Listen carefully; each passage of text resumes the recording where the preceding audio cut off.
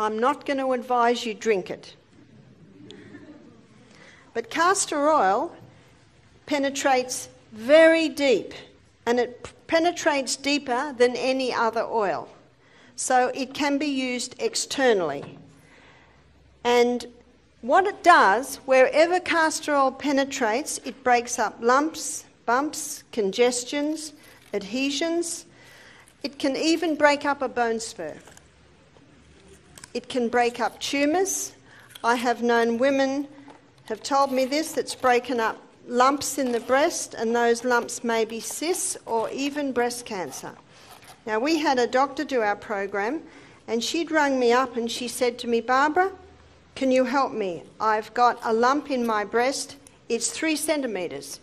I said, it's important that you go on the hormone balancing cream, buy some of those little panty liners, put castor oil on it and just slip it into your bra over the lump. A month later, she had the operation to take it out. Then she came to our health retreat for a week to just detox. She said, an amazing thing happened, Barbara. That lump was 3 centimetres. I put the castor oil on for 1 month. I had the op, and the doctor said, you know, this is really strange. That lump was 3 centimetres. Now it's only 2. One of the guests said, well, why did you have the op? Why didn't you just do castor oil? She said, well, I didn't know till after the op. One lady told me that she totally conquered her breast cancer by just using the castor oil compresses. Remember, castor oil penetrates deeper than any other oil. Now, to use castor oil, you make a little pack. Now, this is not really a poultice, it's more a compress. So you'll notice I've got an old tea towel here. So you can use an old towel or something like that. And I'm going to put the castor oil on.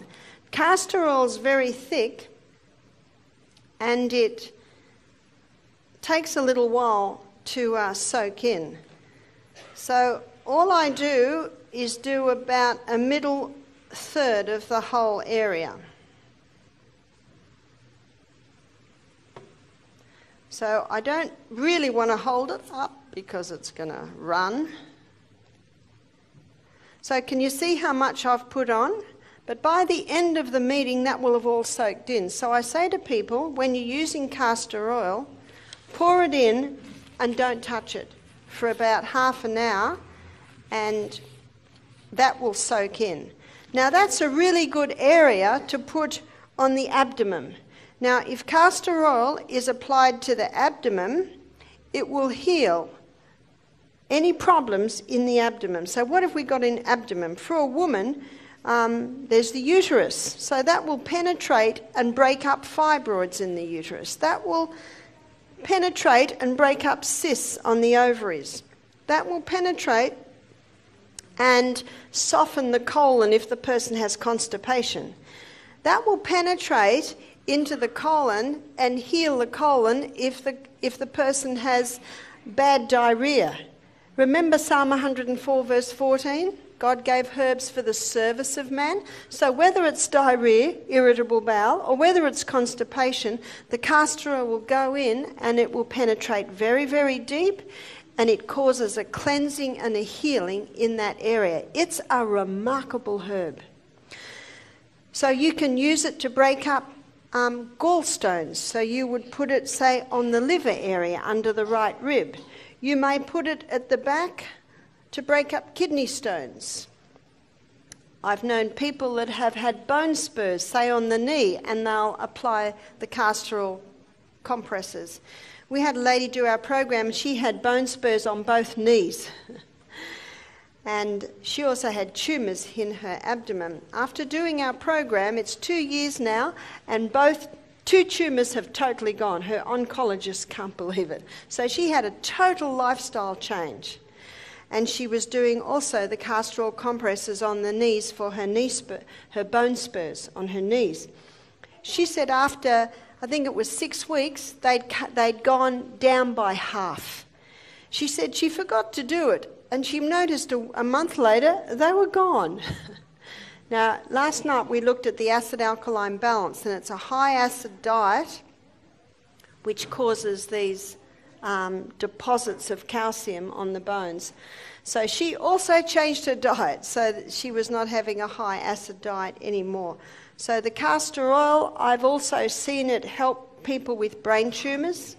And what they do is they put it on the area. Remember, it'll penetrate very, very deep, break up lumps, bumps, congestions, adhesions.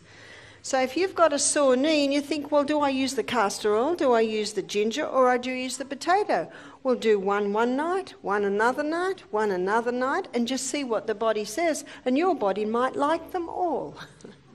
And that's perfectly fine because they're doing slightly different things. So it's very powerful. It'll break up a bone spur, but it will not break up your bone. Why won't it break up the bone?